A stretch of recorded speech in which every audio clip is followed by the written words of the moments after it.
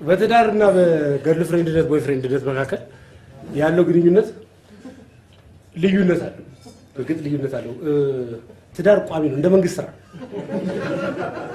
የሚከፈልም አንዴ ነው ትንሽ አልፎ አልፎ የሚከፈል እሷን ቆጥበህ ነው የምትጠቀመው የሚከፈል ነው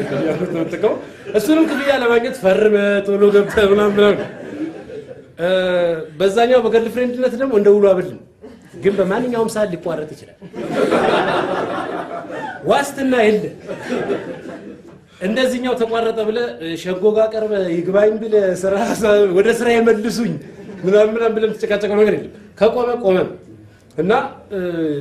ትዳር እርግጥ ያው ብዙ ነገር ሊባለት ይችላል እንደ ሰው ይለያያል በጣም መጥፎ ኤክስፒሪየንስ ያለው ሰው ሚጥሚጣ ነው ይላል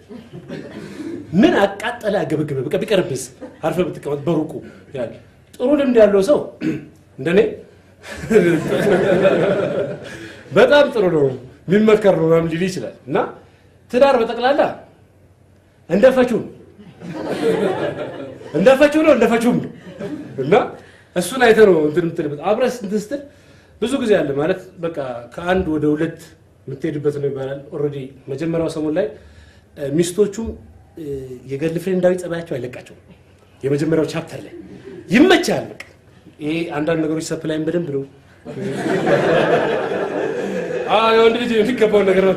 በደንብ ነው ያልተቆጠበ ነው አንተም ይመቻል ወደ መሃሉ መጽሐፉ ወደ መሃሉ እየገባ ሲጠጠር ይላል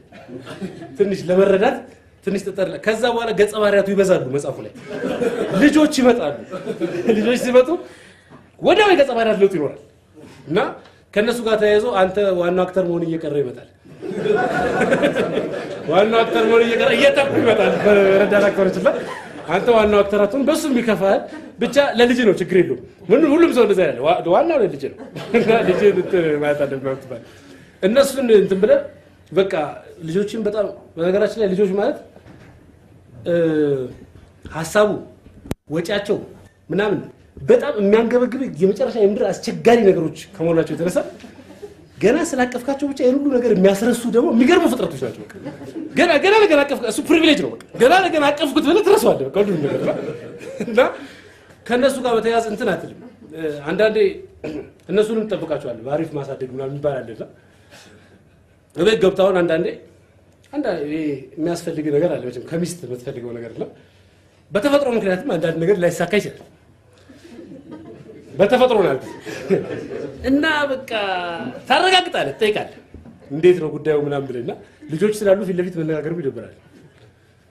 እና ኮድም ትጠቀማለህ ልጆችን ከራስ ለመጠበቅ ነው እኔ ምንሽ